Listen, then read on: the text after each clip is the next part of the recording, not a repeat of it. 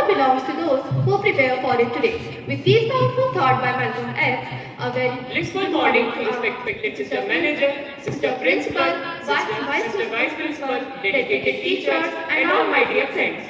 Today, I, Avril, and I, Aradhya, of class 9C are here to present our assembly on the topic that defines our journey here, an ideal student. Do you know, Abir, when people hear the word ideal, they often think of someone who is perfect or someone who scores 100% in every test. That's common misconception. Being an ideal student isn't about being a genius. It's about the character. It's about the student who is disciplined, punctual, and show respect to their mentors and peers. Exactly. An ideal student is like a sponge, always ready to absorb knowledge, not only from textbook but also from life experiences. To define what makes a student truly an ideal, let's call Katayani for a speech on this topic.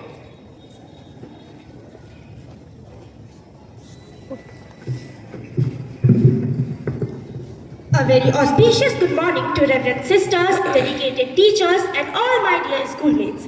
The capacity to learn is a gift, the ability to learn is a skill, but the willingness to learn is a choice. With this thought in mind, today I would like to share my perspective on the topic, an ideal student. What defines an ideal student? Is it just a person with the most trophies or the highest grade? While being excellent in academics is wonderful, but being an ideal student is more about character rather than a report card. An ideal student is someone who carries these three crucial qualities. First, curiosity. They don't just cram, they ask why. They took every lesson as an opportunity to grow, not just tasked to finish. Discipline. An ideal student understands that talent is nothing without hard work. They value time, respect rules, and stay consistent even when things get tough. Empathy. Most importantly, an ideal student is someone who has a good character. They respect their teachers, help their classmates, and help to contribute to build a positive school environment.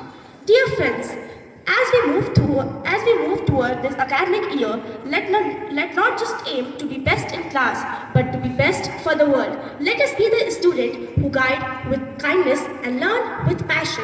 Thank you and have a productive day ahead. What a truly motivating speech it was. As mentioned, an ideal student is not just about grades, but about discipline and curiosity. Building on those ideas, we have a visual presentation that will show the daily habits that lead to student excellence. Good morning everyone. Today we are going to tell you some points on how to be an ideal student.